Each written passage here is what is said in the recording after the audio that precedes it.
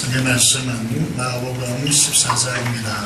마가복음 14장 32절의 말씀부터 보도록 하겠습니다. 신약성경 80페이지에 있습니다. 마가복음 14장 39절 말씀부터 42절의 말씀을 보도록 하겠습니다. 마가복음 14장입니다. 14장 32절에서 42절의 말씀을 제가 봉독하겠습니다. 그들이 게셈마네라 하는 곳의 이름에 예수께서 저들에게 이르시되 내가 기도할 동안에 너희는 여기 앉아있으라 하시고 베드로와 야고보와 요한을 데리고 가실새 심히 놀라시며 슬퍼하사 말씀하시되 내 마음이 심히 봄이 나여 춥게 되었으니 너희는 여기 머물러 깨어있으라 하시고 조금 나아가사 땅에 엎드려 될 수 있는 대로 이때가 자기에게서 지나가게 가기를 구하여 이르시되 아빠 아버지여 아버지께는 모든 것이 가능하오니 이 잔을 내게서 옮기시옵소서. 그러나 나의 원대로 맛이 없고 아버지의 원대로 하옵소서 하시고 돌아오사 제자들이 사는 것을 보시고 베드로에게 말씀하시되 시몬아 자느냐 네가 한 시간도 깨어 있을 수 없더냐 시험에 들지 않게 깨어 있어 기도하라. 마음에는 원이로되 육신이 약하도다 하시고 다시 나아가 동일한 말씀으로 기도하시고 다시 오사 보신 자 그들이 자니 이는 그들의 눈이 심히 피곤함이라. 그들이 예수께 무엇으로 대답할 줄을 알지 못하더라. 세 번째 오사 그들에게 이르시되 이제는 자고 시가 그만되었다. 때가 왔도다. 보라 인자가 제일의 손에 팔리느니라. 일어나라 함께 가자. 보라 나를 파는 자가 가까이 왔느니라. 오늘 전령이라고 할 수 있는 매화꽃이 수정도시 아파트 앞에 만개했더라고요. 수정도시 아파트 이름이 어려워서 기억을 못하겠습니다. 그러나 아직도 많이 춥죠. 한절기에 특별히 건강에 유의하시기를 바랍니다. 지난주 화요일에 우리 재건 신학원 졸업식 가입학식이 동시에 있었습니다. 그래서 거기에 설교를 해야 했었기 때문에 KTX를 타고 가려고 하는데 새벽 5시 20분쯤 되어서 문자가 왔더라고요. 한 목사님이 트럭에 탁구대를 기증하려고 탁구대를 싣고 트럭을 타고 가는데 같이 가시겠느냐고 혼자 가는 것이 좀 힘들게 보여서 같이 갔습니다. 서안까지 갔다 오는데 트럭 타고 갔다 오면 힘들더라고요. 그래서 이제 목사님과 이 긴 시간 동안에 시간이 있어서 많은 대화를 했습니다. 그 목사님도 교회 부흥과 성장을 위해서 애쓰시는 분이시기 때문에 트럭을 타고 천안까지 가면서 이런 이야기, 저런 이야기를 나누면서 저희 교회 장로님들이 이야기한다는 것입니다. 지금 부산교회가 그렇게 성장하는 이유가 무엇입니까? 라고 목사님께 질문했다는 것이죠. 그래서 대답하기를 마산교회나 부산교회가 성장하는 이유는 그 교회가 다툼으로 인해서 분리되지 않는다는 데 있습니다. 라고 그렇게 대답했다는 거예요. 저는 이렇게 말했습니다. 하나님께서 우리 교회에 꼭 필요한 때에 하나님께서 우리 교회에 은혜를 주셨기 때문입니다. 라고 그렇게 대답했습니다. 은혜 없이는 목회도 불가능하고 은혜 없이는 성도의 삶이 불가능합니다. 졸업식 가입학식을 특이하게 우리 신학원에서 같이 하기 때문에 조인하면서 설교했습니다. 그 다음 날이 되었습니다. 신학원 전임 교수로부터 전화가 왔는데 정말 감동적인 설교를 이제 들었고 은혜를 많이 받았고 신학원 학생들에게 이런 분이 우리 신학원 조직신학 교수로 있다는 데 대해서 정말 자랑스럽다라고 말했다는 겁니다. 제가 우리 신학교, 조직신학 교수라는 건 잘 모르시죠? 그렇죠?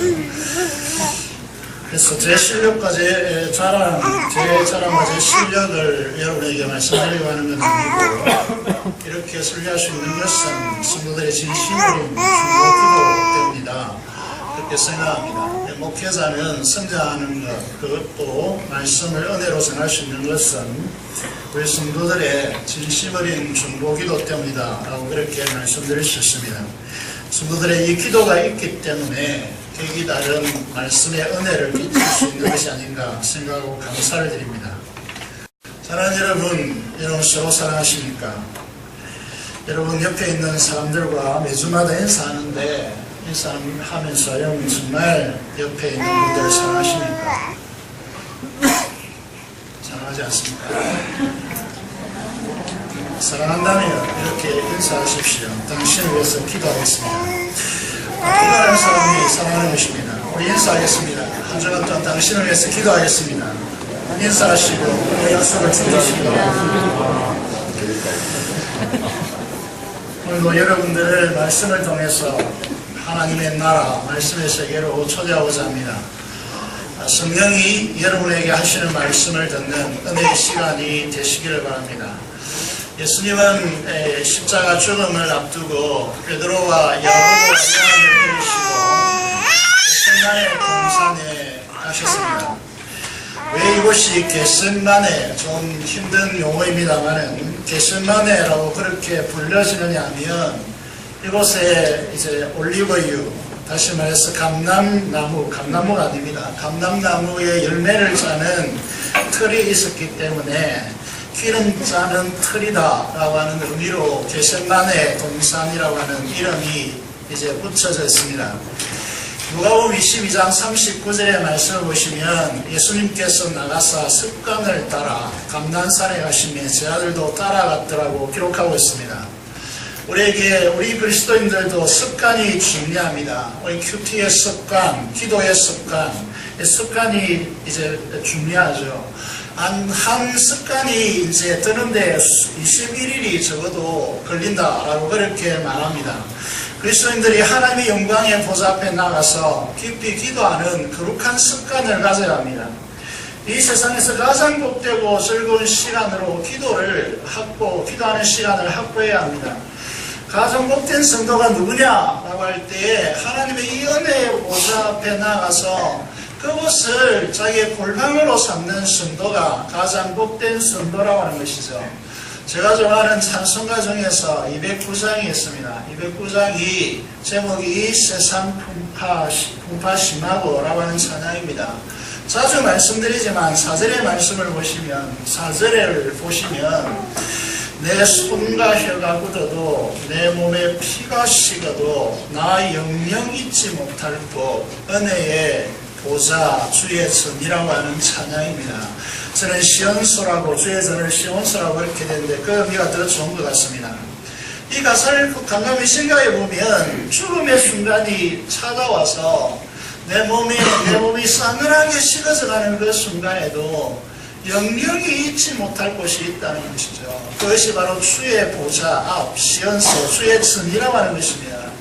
이런 현상을 가르쳐서 우리는 거룩한 중독이라고 하는 표현을 쓸 수 있습니다.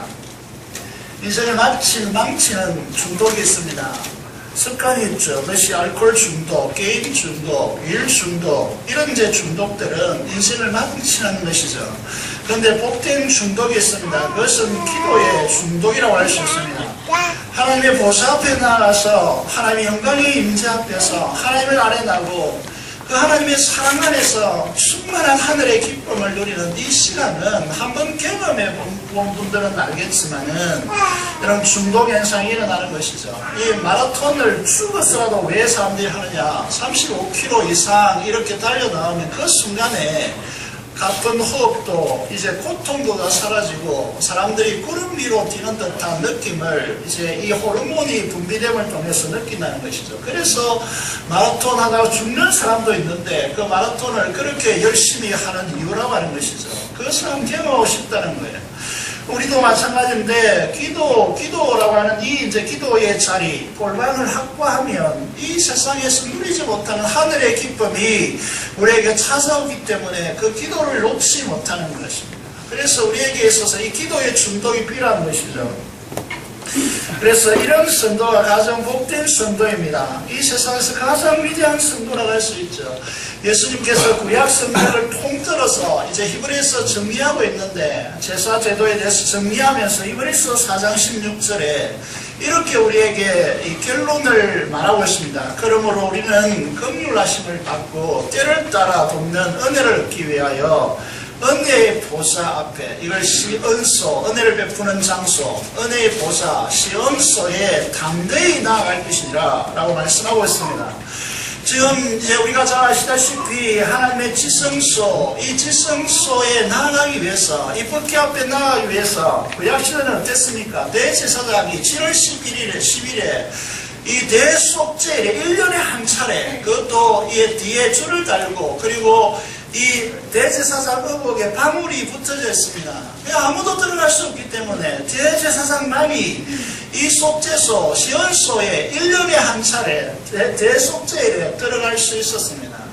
이 은혜의 보좌를 우리에게 주님의 십자가로 열어주셔서 우리로 하여금 하나님의 은혜의 보좌 앞에 나오라고 그렇게 말씀하시고 담대히 나아가라고 그렇게 말씀하시는 것이죠.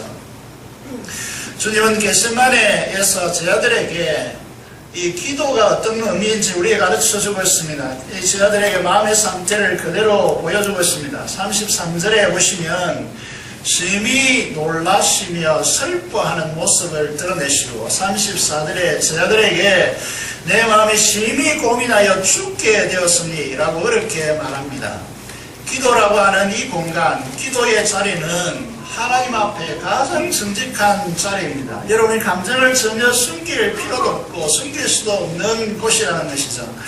하나님 앞에서 숨길 것이란 아무것도 없습니다. 하나님 앞에 기도의 자리가 가장 정직한 마음으로 자신을 토하고 자신의 있는 모습 그대로 이제 하나님 앞에 나아가서 그것을 토하는 자리가 기도의 자리고 내면의 세계를 가장 적나라하게 드러낼 수 있는 공간이 기도의 자리라는 것이죠. 사람들이 자기의 감정을 사람 앞에 표출하고 분노하고 그렇게 하지 않아도 되는 것이, 그렇게 하면 사람들이 상처를 입고 사람들이 관계가 왜곡되고 사람들이 관계가 이상해지죠. 그렇지만은 우리 그리스도인들은 사람 앞에 그렇게 하는 것이 아니라 주님처럼 하나님 앞에 나가서 우리의 마음, 우리의 심령을 하나님 앞에 그대로 토하는 우리의 기도가 되어야 된다라고 우리에게 말씀하고 있습니다. 주님은 이곳에서 어떻게 기도하셨습니까? 마태복음, 누가복음, 그리고 히브리서 5장 7절 등을 종합해서 보면 예수님께서 하나님 아버지 앞에 나가서 무릎을 꿇고 엎드려서 얼굴을 땅에 대고 통곡하며 땀이 땅에 떨어지는 핏방울같이 그렇게 땀을 뚝뚝 흘리면서 그렇게 온전히 자신을 쥐어짜면서 그렇게 기도하셨다는 사실을 우리에게 말씀하고 있습니다. 왜 겟세마네 동산인가? 여러분, 올리브나무를 온전히 쥐어짜듯이 그렇게 그곳에서 주님께서 여러분 기도하셨다는 사실을 우리에게 보여주고 있습니다. 여러분, 이 예루살렘을 둘러싼 이 사해 지역은 1년에 이제 비가 70mm 이하로 오기 때문에 습도가 거의 없습니다. 그래서 사람들이 이제 모든 힘을 다하여서 중노동하거나 운동을 열심히 3시간 동안 해도 땀이 잘 나지 않는 곳이 바로 이곳입니다. 그런데 이곳에서 주님께서 그렇게 기도하셨다는 것은 주님의 기도가 얼마나 이제 간절한 기도였는가라고 하는 것을 우리에게 보여주고 있는 것이죠. 여러분, 우리 교회에 가장 앞서서 말씀드렸듯이 그 시점에 하나님께서 역사하지 않으면 안 되는 시점에 하나님께서 은혜를 베풀어 주십니다. 이건 기도에 헌신하는 중보 기도자들 때문이라고 생각하는 것이죠. 주님과 같이 자신을 온전히 부어바쳐서 기도하는 사람들이 교회에 살아있기 때문에 하나님의 은혜가 우리에게 온다는 사실을 꼭 기억하셔야 합니다. 여러분, 우리의 기도는 온전히 자신을 헌신하여서 하나님 앞에 기도하는 기도여야 한다라는 사실을 두 번째로 우리에게 가르쳐 주고 있다는 것이죠. 36절의 말씀을 보시면 36절에 예수님의 기도 어떻게 기도하고 있는가를 보여주고 있습니다. 여기에 보면 아빠 아버지여, 아빠 아빠라고 그렇게 부르고 있습니다. 여러분, 이는 얼마나 친밀한가를 보여주고 있습니다. 아빠, 아버지여, 아버지께는 모든 것이 가능하오니 어린아이가 아빠에게 조르고 때를 쓰듯이 그렇게 주님께서 기도하고 있습니다.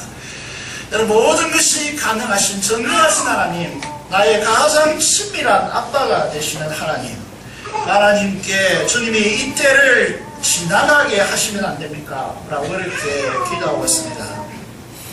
겟세마네 동산에서 주님이 십자가 지는 것을 왜 이렇게 주저하시고 계신가?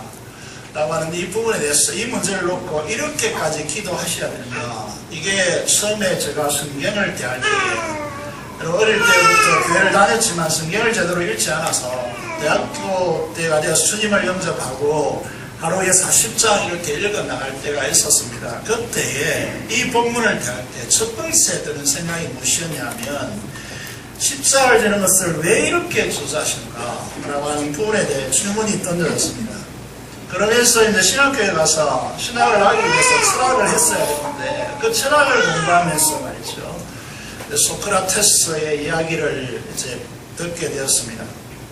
소크라테스는 잘 아시다시피 너가 신을 알라라고 하는 이 이제 말로 유명한 분이죠. 그래서 이건 이제 민중성동죄로 이제 소크라테스는 투옥됩니다. 감옥에서 독잔을 이제 앞에 두고 독살 당하게 되죠. 그래서 독잔을 앞에 두고 미동도 하지 않고 똑바로 정지하고 독을 마시고 죽었습니다. 그 직전에 제자가 플라톤이죠. 여러분, 이게 이 인문학에서 이제 사상 체계라고 하는 것이 플라톤과 아리스토텔레스의 사상을 왔다 갔다 한다. 이것이 철학계의 이제 이 역사이다라고 그렇게 말할 수 있습니다. 이 플라톤, 이데아 사상이라고 할 수 있는 이 플라톤이 소크라테스에게 울먹이면서 말합니다. 선생님, 스승님, 왜 죄도 없는데 이렇게 억울하게 아무 말도 하지 않고 저항도 하지 않고 이렇게 죽습니까? 라고 하는 말을 하죠. 그때 유명한 말을 남깁니다. 악법도 법이다. 이 말을 하고 그는 깨끗하게 죽었습니다. 이 사건과 예수 그리스도의 십자가에 이 죽으시는 사건, 겟세마네 동산에서 주저하는 모습이 크로즈업되는 거예요. 여러분, 이게 이해가 안 되는 거죠. 여러분, 겟세마네 이 기도가 이해가 되지 않는 것이 소크라테스도 이렇게 당당하게 죽었는데 예수님은 왜 이럴까 하는 것이죠. 예수님은 십자가에 죽을 것을 제자들에게 겟세마네 동산에 기도하기 전에 3번이나 예고했습니다. 그리고 제자들에게 너희도 이 십자가의 길을 가라고 그렇게 이제 제자들에게 명령합니다. 그리고 십자가에 죽으면 사흘 만에 살아날 것이다. 3일 만에 살아날 것이다고, 부활할 것이다고 예고합니다. 저 같으면 말이죠. 깨끗하게 죽겠습니다. 그렇지 않습니까? 그런데 예수님은 왜 이렇게 통곡하고 땀이 빗방울처럼 뚝뚝 떨어지도록 온 힘을 다 바쳐 기도하고 그것도 동일한 기도 제목을 3번이나 하나님 앞에 나아가서 그렇게 기도하는 이유가 도대체 어디에 있습니까? 십자가를 경험하라라고 하는 이제 공부를 하신 분이 많습니다만은 그 대답을 어디에서 발견할 수 있느냐 하면 엘리라와 사마다니 십자가상에서 예수님께서 하나님을 향하여서 절규하십니다. 나의 하나님 어찌하여 나를 버리셨나이까. 이 절규 속에서 무릎을 치고 크게 깨달은 것이죠. 여러분, 하나님은 아들에게 우리 죄를 짊어지시고 우리 죄의 진노의 심판을 그 위에 다 쏟아부으신 사건이 십자가 사건이라는 거죠. 이 사랑 모르면 그리스도인이 될 수가 없습니다. 이 고통의 깊이를 우리는 아무도 측량할 수가 없습니다. 그래서 이제 이 사건 속에서요, 이제 우리에게 이 사건을 이해하도록 하는 장치가 있습니다. 그 장치가 무엇이냐? 예수님께서 정오로부터 셋시까지 이제 이게 온 세상이 이제 그 빛을 잃었습니다. 정오로부터 셋시다. 그것도 6월절, 음력절입니다. 이 6월절이라는 것은 계속해서 말씀드리지만 태양과 지구 사이에 달이 오지 않습니다. 여러분 반대편에 써 있는 것이죠. 그런데 이 중요한 것이 해가 빛을 잃었다라고 하는 것이죠. 이건 뭘 말하느냐면 주님의 십자가의 그 고통, 하나님의 진노의 지옥의 행벌이 죄에 대한 심판의 행벌이 얼마나 무서운 것인가. 해마저도 빛을 잃을 정도로 그렇게 하나님의 심판의 진노가 예수님 앞에 다 쏟아 부어주셨다는 것이죠. 예수님은 이것을 아시기 때문에, 이것이 가져오는 그 고통의 깊이를 알고 있기 때문에, 여러분 시간이 문제가 아니고 양이 문제가 아니고 하나님의 이 진노의 심판, 우리 죄에 대한 지옥의 행벌의 심판을 주님 위에 다 쏟아 부으셨기 때문에 주님은 이 십자가를 그렇게 주저하신 것입니다. 36절의 하반절을 보시면 주님은 결국 그러나 나의 원대로 마시옵고 아버지의 원대로 하옵소서라고 기도를 마치고 있습니다. 기도란 무엇인가? 나의 소욕과 나의 원함과 자기 주장 의지를 끊고 하나님의 뜻이, 하나님의 원함이 나를 통해서 이루도록 하나님 앞에 우리의 무릎의 인격의 무릎을 주님 앞에 드리는 것, 이것이 기도입니다. 그래서 기도는 이제 우리는 이런 이제 용어를 쓰는 것이죠. 기도의 무장이다라고 하는 것을 쓰는 것입니다. 사랑하는 성도 여러분, 신앙은 다른 것이 아닙니다. 신앙은 기도입니다. 진정한 기도는 나의 욕망과 나의 소망과 나의 주장 의지를 주님께 굴복시키는 것이 기도이라는 것이죠. 기도를 마치시고 제 아들에게 오셔서 제 아들이 자는 것을 보시고 베드로에게 말씀하십니다. 37절에 보시면 시몬아 자느냐 네가 한 시간도 깨어있을 수 없더냐 그렇게 말씀하고 있습니다. 십자가를 앞에 두고 여러분 이 기도가 히브리서 5장 7절의 말씀을 보면 통곡하면서 기도하셨습니다. 그리고 무릎을 꿇고 엎드려서 땅에 얼굴을 대고 하나님 앞에 기도했습니다. 그런데 여러분 이 별로 떨어지지 않는 그곳에 있는 제 아들이 이곳에서 자고 있습니다. 주님께서 그들을 향하여서 시몬아 자느냐 네가 한 시간이라도 단 한 시간에도 깨어있을 수 없느냐고 이렇게 말씀하고 있습니다. 오늘 조국교회가 이렇게 참담한데 한국교회 성도들이 주님의 임성을 제대로 듣고 일어나기를 원하는 것입니다. 여러분에게 심령에 이 말씀이 들려지기를 원합니다. 네가 한 시간도 깨어있을 수 없느냐. 38절에 보면 시험에 들지 않게 깨어있어 기도하라. 마음에는 원이로되 육신이 약하도다 라고 그렇게 말씀하고 있습니다. 그리고 다시 이 말씀을 하시고 동일한 기도 제목을 가지고 이제 주님 하나님 앞에 나아가고 있습니다. 여러분 그들이 또 와서 보니까 다시 잠들어 있습니다. 그들의 눈이 피곤했기 때문이다 라고 그렇게 말씀하고 있습니다. 여러분 우리의 모습도 별로 다르지 않는 것 같습니다. 우리의 신앙은 어디로부터 출발하느냐? 주님이 이 말씀을 이 원리를 아는 것으로부터 신앙의 진실한 신앙은 출발합니다. 그것이 무엇입니까? 마음에는 원이로되 육신이 약하여 결심하는 바를 우리가 행하고자 하는 바를 행치 못한다라고 하는 이 진리를 우리는 철저히 터득해야 합니다. 감성실의 말씀 띄우기를 준비하시기 바랍니다. 로마서 7장 19절의 말씀을 보면 사도 바울이 이렇게 토로하고 있습니다. 로마서 7장 19절입니다. 19절을 보시면 내가 원하는 바 선은 행하지 아니하고 도리어 원하지 아니하는 바 악을 행하는도다 라고 사도 바울이 고백하고 있습니다. 로마서 7장 21절부터 24절을 제가 읽을 때 눈으로 따라 보시면서 읽으시기 바랍니다. 그러므로 내가 21절 로마서 7장 21절 띄우시기 바랍니다. 24절까지 읽겠습니다. 그러므로 내가 한 법을 깨달았노니 곧 선을 행하기 원하는 나에게 악이 함께 있는 것이로다. 내 속 사람으로는 하나님의 법을 즐거워하되 내 지체 속에서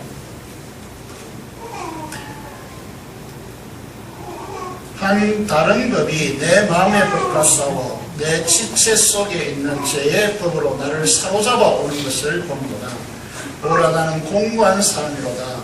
이 사망의 목에서 누가 나를 건져내랴.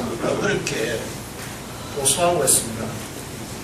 우리의 육신의 약함, 마음은 원하는데 육신이 약하다라고 하는 이 원리를 우리가 철저히 믿어야 하고 인정해야 합니다. 내 결단과 결심으로 하나님의 역사가 일어나는 것이 아닙니다. 이 사실을 우리가 알아야 됩니다. 주님의 말씀을 철저히 기억해야 합니다.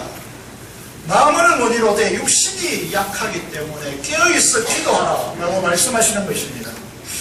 갈라디아서 5장 17절을 보시겠습니다. 갈라디아서 5장 17절의 말씀을 보시면 이렇게 말씀되어지고 있습니다. 육체의 소욕은 성령을 거스리고 성령은 육체를 거스리나니 이 둘이 서로 대적함으로 너희가 원하는 것을 하지 못하게 하려 함이니라 라고 그렇게 말씀하고 있습니다. 우리가 왜 영적으로 변화되지 않고 이 조국 교회가 왜 이렇게 그리스도인들 때문에 몸살을 앓는가 라고 하는 이 문제에 대해서 이 영적 전쟁의 현실을 우리가 제대로 인식하고 인정하지 않기 때문에 그렇다라고 말씀을 드릴 수 있습니다. 우리가 알아야 하는 것은 우리가 얼마나 연약한 존재인지 알아야 합니다. 마음에 원하는 바대로 할 수 없는 존재임을 우리가 철저히 깨달아야 합니다. 그렇기 때문에 우리가 이제 알아야 할 진리가 무엇이냐 하면 로마서 8장 13절에서 14절로 다시 돌아와서 로마서 8장 13절 14절 제가 지금 인용하고 있는 말씀은 중추적인 말씀이기 때문에 성경을 가졌다면 밑줄을 치는 것이 좋을 것 같습니다. 로마서 8장 13절 14절의 말씀을 보면 우리 성화의 삶의 핵심적인 말씀을 제시합니다. 너희가 육신대로 살면 반드시 죽을 것이거든. 영으로서 몸의 행실을 죽이면 살리니 무릇 하나님의 영으로 인감을 받는 사람은 곧 하나님의 아들이라. 하나님의 자녀됨의 중요한 특징이 무엇입니까? 하나님의 영, 성령의 인도함을 받는 사람입니다. 이 성령의 인도함을 받기 위해서는 반드시 해야 될 것이 있습니다. 육신대로 살면 안 됩니다. 영으로서, 성령으로서 몸의 행실을 죽이는 이 과정을 거쳐야 됩니다. 여러분, 그렇기 때문에 신앙의 비결은 무엇이냐면 여러분이 이루고 여러분이 성취하려고 하는 방식을 버리십시오. 내려놓으셔야 합니다. 십자가에 서려야 합니다. 육신의 방식을 버리셔야 합니다. 그렇기 때문에 성령의 충만함과 성령의 인도하심에 순종하기 위해서 우리에게 필요한 작업이 무엇이냐면 깨어있어 기도해야 한다는 것입니다. 사랑하는 여러분, 우리가 제자들이 기도의 시간에 잠들어 있었고 한 시간도 제대로 깨어있지 못했던 이 제자들의 결과는 참담했습니다. 여러분, 어디까지 떨어집니까? 내가 주님께서 십자가에 이제 사람들이 첫 번째 십자가에 죽을 것이라고 예고했을 때 베드로는 내가 죽을지언정 그런 일이 일어나지 않을 것입니다 라고 하는 무서운 결심을 결단을 주님 앞에 펼쳐 보이지만 실제로 그의 삶은 어떻게 되었습니까? 주님을 모른다고 3번이나 부인했습니다. 그것도 3번째는 저주하면서 부인했습니다. 그리고 이 실패로 인해서 부활의 주님을 만났지만 그들은 고기 잡으러 간다라고 그렇게 주님의 제자의 길을 벗어났고 여러분 갈릴리로 고기 잡으러 가서 실패해서 좀처럼 일어날 수가 없었던 그런 길을 걷게 되어지는 것이죠. 사랑하는 여러분, 우리가 기억해야 될 것이 무엇이냐면 이 기도의 중요성을 절감해야 합니다. 중보기도학교에서 기도의 중요성을 가르치면서 빌립보서 1장 8절에서 11절의 말씀을 가르칩니다. 빌립보서 1장 8절에서 11절을 한번 보시겠습니다. 빌립보서 1장 8절의 말씀은 어떻게 되어 있는가 하면 빌립보서 1장 8절에서 11절입니다. 여러분, 이 사도 바울이 고백하는 이 고백처럼 살 수가 있는 사람이 이 지상에 더 있을까라고 생각합니다. 내가 예수 그리스도의 심장으로 너희 무리를 얼마나 사모하는지 하나님이 내 증인이십니다. 그렇게 주님의 심장으로 사랑한다면, 사모한다면, 하나님의 정의로 내 제시할 수 있다면 그럼 무엇을 해야 합니까? 여러분, 그 사람은 9절에 보면 내가 기도하노라 그렇게 말하고 있습니다. 여러분, 사랑한다면 기도하셔야 돼요. 여러분, 자녀를 사랑하십니까? 그럼 기도하셔야 돼요. 내가 사랑한다고 그렇게 고백하는 대상이 있습니까? 그러면 그 사람을 위해서 기도하셔야 돼요. 이게 진정한 사랑이라는 거예요. 기도하느라 무엇을 위해서 기도하는가? 제가 이 말씀을 읽고요, 제가 평생을 거쳐서 이 기도 제목을 가르쳐서 성도들과 기도하게 해야 되겠다 결심한 바가 있습니다. 그래서 이 말씀들을 19절 성경 공부를 한 적이 있는데요, 보시면 내가 기도하느라 너희 사랑을 지식과 모든 으로 점점 더 풍성하게 하사, 10절의 말씀을 보시면 너희로 지극히 선한 것을 분별하여, 우리가 이제 길러 놓아야 되고 우리가 제자원을 통해서 세워 놓아야 할 사람들이 어떤 사람인가를 여기에서 표준으로 제시하고 있습니다.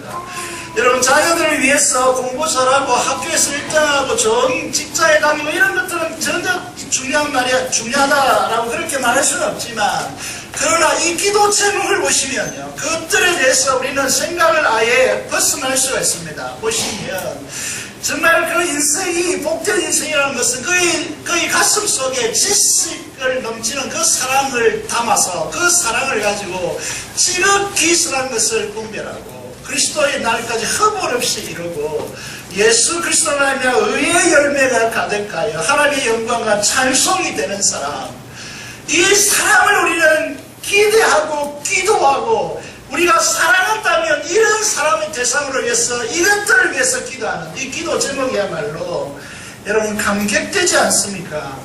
여러분, 이런 사람들로 길러 놓아야 되지 않겠습니까? 여러분, 자녀에게 왜 교육합니까? 여러분, 지극히 선한 것을 분별할 줄 아는 인생이 되게 하기 위해서, 그리고 궁극적으로 하나님의 영광이 되고 하나님의 찬송이 되는, 여러분, 우리가 하나님께 영광을 돌리는 생애가 되겠다, 하나님께 찬송을 돌리는 생애가 되겠다가 아니라 하나님의 영광이 되어지는 인생, 그 사람을 보면 하나님께 영광을 돌려드리고 싶은 이 심령이 되는 사람. 여러분, 우리가 초등학교 때, 그때 국민학교였죠. 그 이제 군사정권 정권 시대에서 어떻게 했습니까? 초등학교에 선거동상을 세워놨죠. 이 선거동상 보면 자연스럽게 나타나는 현상이 뭡니까? 공산당을 싫어요. 여러분, 이게 올려 퍼지는 같이 우리 그 사람을 보면 하나님께 영광을 돌리는 사람이 됩니다. 이게 하나님의 영광과 찬송이라고 하는 것이죠.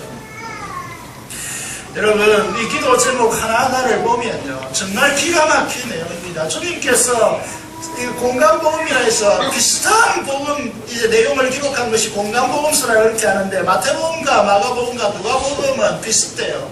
그런데 좀 색다른 복음서가 제4복음이라 해서 요한복음이라 그렇게 말합니다. 요한복음에 보면 이 겟세마네 동산에서 세 번 그렇게 동일한 기도 제목을 단순하게 기록하는데, 이 요한은 무엇을 기록해 주고 있느냐 하면, 여러분, 이 체포 가선 직전에 이 기도 내용을 싣고 있습니다. 방송실에서 요한복음 17장 21절에서 24절을 다시 한번 띄워주시면 좋겠습니다. 요한복음 17장 21절에서 24절. 여러분, 이것도 여러분 성경을 사랑하고 이런 분들이면 밑줄이 쳐져 있어야 된다고 믿습니다. 요한복음 17장 21절에서 24절 주님의 기도입니다. 아버지여, 아버지께서 내 안에, 내가 아버지 안에 있는 것 같이 그들도 다 하나가 되어 우리 안에 있게 하사 세상으로 아버지께서 나를 보내신 것을 믿게 하옵소서. 그 다음에 중요합니다. 내게 주신 영광을 내가 그들에게 주었사오니, 이게 완료 시제입니다. 이미 주어서 이루어졌다는 얘기죠. 주었사오니 이 일은 우리가 하나가 된 것 같이 그들도 하나가 되게 하려 합니다. 곧 내가 그들 안에 있고 아버지께서 내 안에 계시어 그들로 온전함을 이루어 하나가 되게 하려 하는, 아버지께서 나를 보내신 것과 또 나를 사랑하신 같이 그들도 사랑하신 것을 세상으로 알게 하려 함이로소이다. 아버지여, 내게 주신 자도 나 있는 곳에 나와 함께 있어 아버지께서 창세전부터 나를 사랑하심으로 내게 주신 나의 영광을 그들로 보게 하시기를 바랍니다. 무슨 말을 하고 있을까요? 여러분, 이 기도를 보면서 이 기도 내용을 제가 깨닫고 난 뒤에 어떤 고백을 주님께 하나님께 들었냐면 하나님 내게 IQ를 주셔서 신학 공부를 탁월하게 해주십시오. 그렇게 기도하는 이것이 얼마나 하찮게 보였는지 모릅니다. 하나님은 사랑의 하나님이라고 표현하죠. 하나님은 아들뿐만 아니라 우리에게 아들에게 부여한 창세전의 아들에게 부여한 그 영광을 아들을 통해서 우리에게 주셨다는 것입니다. 이건 영광이라는 것은 하나님의 전부라고 할 수 있습니다. 하나님의 전부를 우리에게 부여하셨다, 주셨다, 이미 주셨다는 것입니다. 그럼 저는 그래서 이 은혜를 깨닫고 난 뒤에 저는 100번 죽었다 깨어나도 이 목회자의 길을 걷겠다 이렇게 고백했던 적이 있습니다. 우리의 진정한 자존감이죠. 우리 성도들의 진정한 자존감입니다. 여러분 자존심, 이게 여러분 이 세상을 사는 사람들의 중요한 문제이겠지만 우리에게 있는 진정한 자존감이 뭐냐라고 하면 아들에게 창세전에 주는 그 영광을 우리로 하여금 포기하고 그것을 주어졌다. 우리의 것이 되었으므로 그 영광 안에서 성도들은 교회로 하나 된다는 것이 우리가 하나 되자 해서 되는 것이 아닙니다. 기질도 다르고 성격도 다르고 자라오는 배경도 다르고 반응하는 방식도 다 다른 이 많은 사람들이 하나가 되는 것은 오직 하나 하나님의 영광을 부여받았다는 데 있다는 사실을 기억해야 합니다. 여러분 무엇을 위해서 기도합니까? 저는 우리 교회 성도들이 주님과 바울의 이 기도의 영상이 여러분의 영혼과 마음판에 담겨있고 새겨져 있기를 합니다. 여러분의 가슴으로 기도하는 마음속에서 자녀들과 영혼들이 품어져서 이런 기도의 영양분을 먹으면서 자녀들이 여러분의 후손들이 우리 교회의 다음 세대들이 자라나기를 원하는 것이죠. 그래서 이들이 하나님의 영광의 찬송이 되기를 원하는 것이죠. 이 결론에 도달하기를 원합니다. 지난 수요일 3월 5일부터 부활절까지 주일을 뺀 40일의 기간을 사순절이라고 이야기합니다. 이 사순절 기간이 희한합니다. 세상은 봄의 한여름으로 꽃이 만발해 옵니다. 그래서 사람들은 산으로 들로 강강으로 즐거움을 삼습니다. 사랑하는 여러분, 이 사순절 기간 동안에 보혈의 꽃으로 피어난 주님의 이 영광의 은혜, 하나님의 나라로 제대로 여행하면서 말씀의 영성을 통해서 우리에게 주는 하늘의 기쁨을 만끽해 보기를 합니다. 이 시대를 향하여서 마음은 원이지만 실제적인 행함이 없음을 통하여서 죽은 자와 방불한 이 시대의 교회 앞에 이번 사순절은 대단히 중요한 의미를 가지고 있습니다. 특별히 이 조국교회, 이 조국에 대하여서 우리 성도들이 이 조국교회의 마지막 보루이다, 모교회이다, 혹은 이제 이게 이런 명칭을 우리 선조들이 붙였는데 오늘 이 재건부산교회 모교회에서 재건교회 모교회입니다. 이 모교회가 제대로 일어서기를 원합니다. 마음은 원이라도 육신이 약하기 때문에 깨어있어 기도하라고 하시는 주님의 요청 앞에 진실로 서기를 바랍니다. 사순절 기간 동안에 기도의 자리, 새벽 기도의 자리, 금요 중고 기도의 자리, 수요 기도의 자리, 큐티, 여러분 골방에서 성령의 인도하심 속에서 기도의 무릎을 제대로 드리고 주님의 이 신앙의 원리인 깨어있어 기도하라고 하시는 주님의 음성을 여러분이 듣고 신실하게 주님 앞에 서기를 바랍니다. 보혈의 꽃으로 피어나서 우리 모두 다가 이 지상에 살아가는 동안에 하나님의 영광의 찬송이 되는 은혜가 저와 여러분의 있기를 주님의 이름으로 축원합니다. 아멘. 함께 기도하겠습니다. 회개함으로 기도하기를 원합니다. 예수 기도하지 못해도 내 육신의 힘을 실려했던 이 자신들이 하나님 앞에 온전히 기도로 깨있어서 성령의 인도하심으로 육신의 소욕을 죽이는, 그래서 하나님의 영광의 찬송이 되어지는 사람들이 되기를 기도하고 민족의 공로와 통일과 파손된 선교사를 위해서 가능성으로 기도하겠습니다. 살아계신 아버지 하나님, 은혜를 감사합니다. 내 인간을 심리학하여 늘 넘어지고 쓰러지고 하나님 아버지 이렇게 하는 우리들의 마음을 아시오니 주께서 우리를 축복하여 주시오 은혜를 부르시오 은혜로 함께하여 주시오 은혜를 주시오 하나님 아버지 우리 교회를 불쌍히 여주시고 우리 각자가 하나님 앞에서 정말 서게 하여 주시고 보혈의 꽃으로 피어나서 하나님 영광의 찬송이 되는 우리의 삶이 되시고 하나님께서 역사하여 주시옵소서. 오늘 여기에 하나님의 치료가 필요한 사람들 하나님 영적 객단이 있었지만 계속해서 실패의 길을 걸어가고 있는 우리들이 하나님 일어설 수 있는 은혜가 있게 하여 주시옵소서. 이주 동안 통일을 파송된 선교사를 위하여 기도하는 우리의 간절한 기도를 답하시고 속히 피어난 통일 미전복음과 이 일을 이루어서 세계 끝까지 주님의 역사를 가는 길을 걸어서 주님의 책임을 앞당기는 데 성공으로 설 수 있는 교회 교단 우리 한국교회 될 수 있도록 축복하여 주시옵소서.